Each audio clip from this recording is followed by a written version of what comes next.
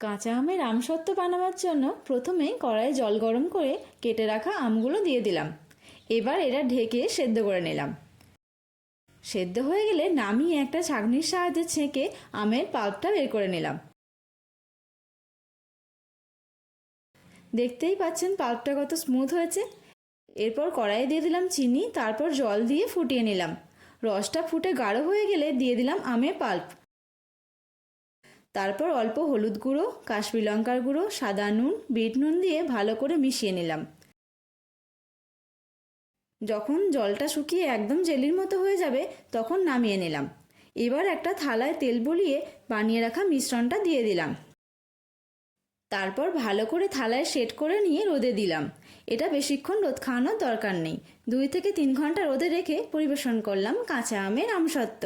এর স্বাদ কেনা আমসত্ত্বের স্বাদকেও হার মানাবে। এইরকম নিত্য নতুন রেসিপি দেখতে পেজটা অবশ্যই ফলো করবেন।